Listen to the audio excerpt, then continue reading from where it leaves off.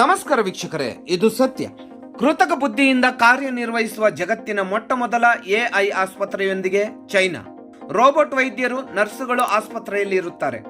ಮನುಷ್ಯರಿಗಿಂತ ಹೆಚ್ಚು ನಿಖರವಾಗಿ ರೋಗಗಳನ್ನು ಪತ್ತೆ ಮಾಡಲು ಮತ್ತು ಚಿಕಿತ್ಸೆ ನೀಡಲು ಈ ಎಐ ವೈದ್ಯರಿಗೆ ಸಾಧ್ಯ ಎನ್ನುವುದಾಗಿದೆ ವಿಜ್ಞಾನಿಗಳ ತೀರ್ಮಾನ.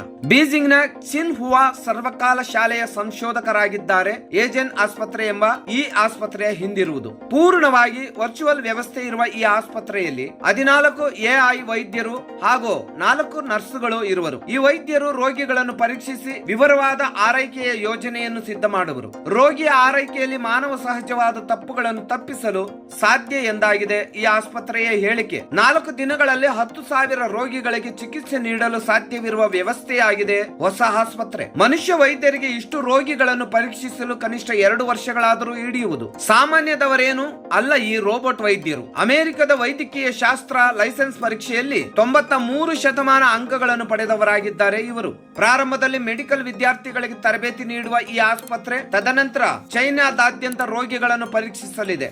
ಆಯಾ ಪ್ರದೇಶದ ಸಾಂಕ್ರಾಮಿಕ ರೋಗಗಳನ್ನು ಮುಂಚಿತವಾಗಿ ತಿಳಿದುಕೊಂಡು ಪರಿಹಾರ ಕ್ರಮಗಳನ್ನು ಸೂಚಿಸಲು ಆಸ್ಪತ್ರೆಗೆ ಸಾಧ್ಯವಾಗುವುದು ಎಂದು ಸಂಶೋಧಕರು ತಿಳಿಸಿದರು. ಈ ವರ್ಷದ ಕೊನೆಯಲ್ಲಿ ಕಾರ್ಯಾಚರಣೆ ಪ್ರಾರಂಭಿಸುವ ಆಸ್ಪತ್ರೆ ತುರ್ತು ಸೇವೆಗಳ ವಲಯದಲ್ಲಿ ಬಹುದೊಡ್ಡ ಕ್ರಾಂತಿಗೆ ದಾರಿ ಮಾಡಿಕೊಡುವುದು ಎನ್ನುವುದಾಗಿದೆ ಇದರ ಭರವಸೆ.